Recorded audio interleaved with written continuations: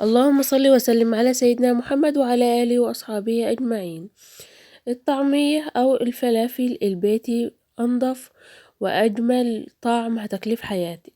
طريقتها سهلة خالص وبسيطة، وهقول لكم مقدار ربع كيلو فول بس.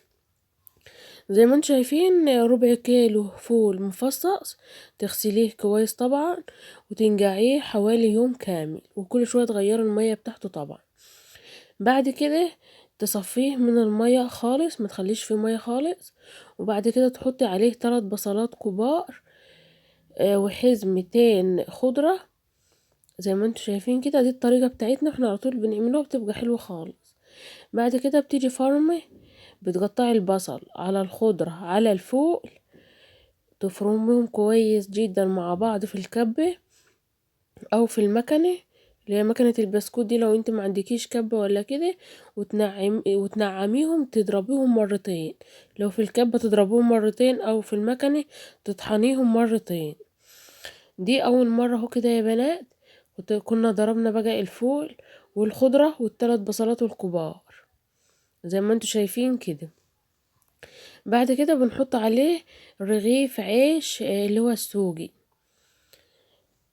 بس تكوني بلاه طبعا، لان العيش اما تكوني بلاه وتحطيه على الطعمية بيخليها خفيفة، وفي نفس الوقت بيخليها هش. بعد ما تحط عليه العيش تضربيه في الكبة تاني وتنعميه كويس. اللي لقيتي الطعمية معاك تكون بقت ناشفة وكده، حطي عليه حوالي معلقتين مية، معلقتين بمعلقتين، لغاية ما تكون العجينة معاك تكون طرية شوية، يعني مش طرية سايلة، وفي نفس الوقت تكون متماسكة كده ببعضها. يبقى المقدار ده يا بنات ربع كيلو فول مفصص. هتبليه طبعا قبلها بيوم، وتغيري ميته كل شوية لمدة يوم كامل. تاني يوم تحطي عليه 3 بصلات وحزمتين خضرة. تمام لحد كده. بعد كده تضربيه في الكبة او في المكنة مرتين. بعد ما تضربيه في الكبة او المكنة مرتين تضيفي عليه رغيف عيش، بس تكوني بلاه. العيش بيخليه خفيف وهش، بتخليها طعمها حلو وتخليها خفيفة، كأنك بالظبط حاطه خمير. بتكون الحاجة بالظبط خفيفة كده وهشة من جوه، ما تكونش مكتومة. وتقلبها ببعضها. وقبل ما تيجي تقليها او هتستخدميها للقلي تحطي البهارات بتاعتها. البهارات بتاعتها سهلة خالص. تحطي كمون، ملح، شطة، كربوناتو او بيكنج صودا، وتحطي عليها كزبرة ناشفة. الكزبرة الناشفة برضو بتخليها طعمها حلو وريحتها طبعا احلى، بالشكل اللي انتوا شايفينه ده. وتقلبها كويس، بس ما تحطيش البهارات. لو هتحطيها في الفريزر ما تحطيش عليها بهارات. مش هتحطيها في الفريزر وتستخدميها على طول وتجليها على طول، حطي عليها البهارات وجليها على طول عشان ما تسمرش، لان لو حطيت عليها البهارات وسبتيها هتسمر.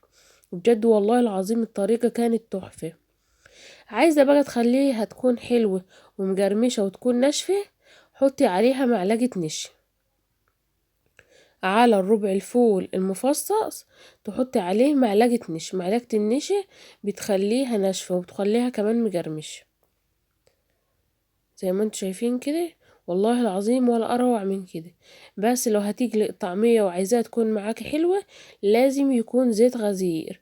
تحطي كمية زيت كويسة، يعني ما تحطيش في طاسة مثلا حبة زيت صغيرين، لا حطي زيت كتير، عشان الزيت الكتير هو اللي هيخليها معاكي تجيب وتكون حلوة يعني. زي ما انتوا شايفين كده كانت حماتي هي اللي بتعمل طبعا، وانا بقلب عليه زي ما انتوا شايفين. وكانت سلفتي برضو ساعدتنا فيها، لان هي كانت بتضربها في الكب. كان يوم حلو بصراحة. وان شاء الله باذن الله هنزل لكم الروتين بتاع الطعمية وكده.